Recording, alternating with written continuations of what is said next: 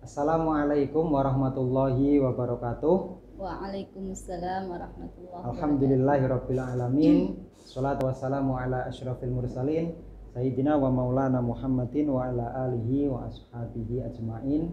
Amma ba'd. Selamat sore para pemirsa. Ketemu lagi dengan kami lagi-lagi di acara kuliah fikih wakaf yang diselenggarakan oleh Prodi Zakat dan Wakaf. Kita bersama narasumber yang sangat hebat. Beliau adalah Ibu Nyai Umdatul Baroroh MA. Apa kabar Bu Umdah? Alhamdulillah sehat baik. Sore Alhamdulillah kali ini sehat. Kemarin beberapa pertemuan kita telah berbincang-bincang secara panjang lebar dengan beliau, tentu dengan tema wakaf karena tema kita atau acara kita adalah kuliah fikih wakaf. Pada kesempatan kali ini kita akan berbicara mengenai istibdal terhadap harta benda wakaf. Boleh apakah tidak, kan begitu. Artinya mengganti harta wakaf diganti dengan barang yang lain ini boleh atau tidak. Nah, pada kesempatan kali ini kita akan berbincang itu dengan Bu Umdah. Pripun Bu Umdah kalau menurut jenengan? Jadi apakah harta benda wakaf itu boleh diganti, misalnya asalnya wakaf ambulan kemudian diganti dengan motor 5 begitu. Juga apakah boleh atau enggak? Ya. Assalamualaikum warahmatullahi wabarakatuh. Waalaikumsalam. Bismillah, alhamdulillah, wassalatu wassalamu ala rasulillah wa ala alihi wa ashabihi wa mawala. Amma ba'da. Para pemirsa yang dirahmati oleh Allah, kita akan melanjutkan perkuliahan tentang wakaf. Pada kesempatan hari ini, sebagaimana disampaikan oleh Bapak Lutfi, kita akan membincang persoalan istibdalul wakfi, ya, atau mengganti barang-barang yang diwakafkan. Ini di dalam kenyataan seringkali terjadi permasalahan karena terjadi sesuatu, kemudian mau tidak mau ada kejadian yang harus mengganti harta wakaf itu. Nah, ini bagaimana hukumnya? Di dalam pandangan fikih, istibdalul wakfi ini, persoalan istibdalul wakfi ini yang harus kita pahami dulu. Makna istibdal dulu mungkin ya, karena istibdal itu di dalam fikih itu ada 3 kemungkinan. Artinya ada beberapa makna. Yang pertama bisa jadi adalah mengganti harta yang diwakafkan itu dengan benda yang lain. Kemudian ada juga ada kalanya justru mengganti ini dengan menjual. Jadi menjual harta wakaf dan kemudian memberikannya kembali dengan benda yang lain. Atau istibdal juga bisa jadi berupa barter, ya. Jadi menukarkan. Misalnya tadinya tanah yang diwakafkan itu tanah di bagian selatan misalnya, ya, terus kemudian dipindah atau diganti dengan tanah yang di bagian timur misalnya. Itu juga bisa terjadi seperti itu. Itu tiga-tiganya adalah termasuk dalam bagian atau di dalam pembahasan di dalam istibdal. Nah, bagaimana ketika terjadi istibdal seperti itu? Ini memang ulama-ulama berbeda pendapat, Mas Lutfi, gitu. Tetapi jumhurul ulama itu mengatakan bahwa istibdalul wakfi ini awalnya itu tidak diperbolehkan, gitu. Terutama juga lagi-lagi adalah di dalam persoalan masjid, gitu.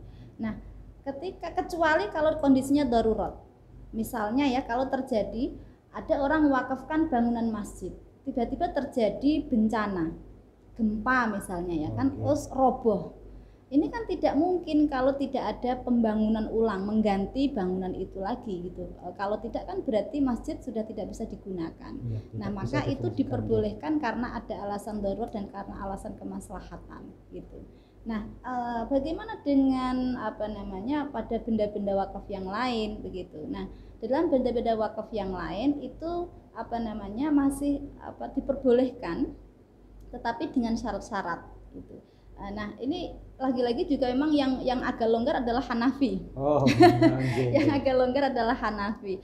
Jadi Hanafi membolehkan istibdal itu terjadi pada harta wakaf yang selain masjid tadi, yang artinya bukan keadaan darurat, gitu, tetapi dengan persyaratan-persyaratan yang harus dipenuhi. Misalnya salah satu ketika harta yang diwakafkan itu memang tidak lagi bisa dimanfaatkan.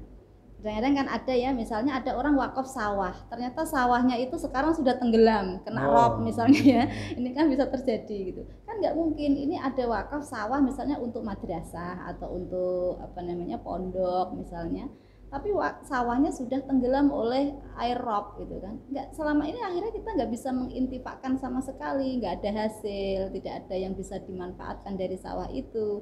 Mau tidak mau ini lebih baik kita jual misalnya ya kan, kemudian dibelikan harta atau sawah yang lain yang bisa produktif misalnya. Nah itu diperbolehkan karena memang kondisinya tidak bisa diintifak lagi, tidak ada kemanfaatan yang didapat gitu.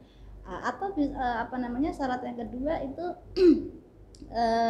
harta yang mau diistibdal ini apa namanya atau pengistibdalannya itu harus dilakukan oleh qadhi atau apa kalau di sini ya hakim gitu, ya tidak dilakukan secara individu. Artinya memang itu sudah ada semacam penyaksian bahwa harta ini tidak bisa dimanfaatkan lagi, dan juga tidak ada alternatif lain untuk misalnya dilakukan pemanfaatan. Misalnya ada, kalau itu disewakan bisa, tapi kalau digarap sendiri juga bisa, itu kan berarti masih ada alternatif lain. Itu nggak ada, memang sudah nggak ada pintu yang lain gitu. Maka itu diperbolehkan, tetapi dengan syarat yang melakukan istibdal ini oleh hakim yang memang dia punya apa ya punya kewenangan begitu. Dan hakimnya juga hakim yang betul-betul memahami persoalan wakaf gitu. Terus kemudian juga disyaratkan lagi harta wakaf itu tidak digantikan dengan uang, karena khawatirnya kalau uang itu nanti habis, ya kan, begitu. Kalau uang itu nanti habis, nah kalau habis kan berarti akan menghilangkan ainul mauquf ya, apa namanya benda yang diwakafkan itu. Nah ini maka persyaratan-persyaratan itu termasuk harus diperhatikan begitu. Nah kalau memang sudah terpenuhi persyaratan-persyaratan itu, maka tidak ada masalah di dalam apa namanya tadi mengistibdalkan benda-benda wakaf gitu, diperbolehkan gitu. Berarti memang harus darurat betul ini ya Bu Unda?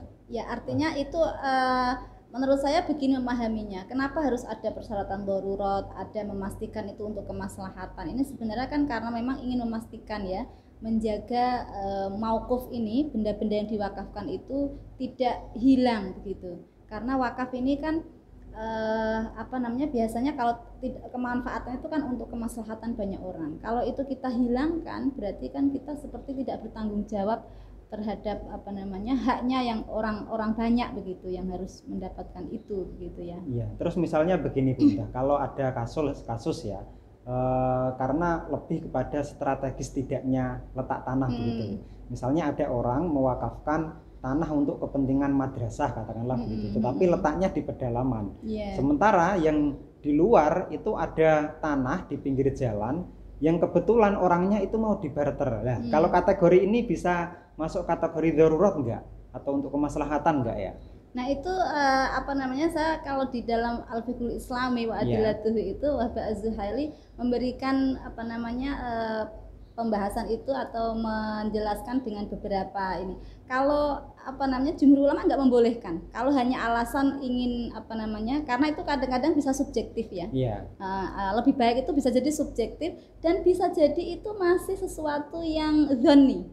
Karena kan belum tahu tuh, bisa di pinggir jalan itu pasti nanti lebih produktif. Kadang-kadang bisa jadi lebih produktif yang di dalam misalnya kan, belum tentu. Atau jadi itu sifatnya masih dzanni. Maka jumhur ulama tidak membolehkan karena itu tidak kondisi yang enggak daruri begitu, yang kemaslahatannya juga masih dzanni begitu. Tapi sebagian ulama yang lain membolehkan gitu. Saya lupa kalau mazhabnya ya, tetapi ada yang aqwal yang membolehkan juga kalau memang ada pertimbangan dianggap sebagai lebih baik. Tapi jumhur ulama tetap keberatan karena menghati-hati menjaga ainul mauqufnya ini.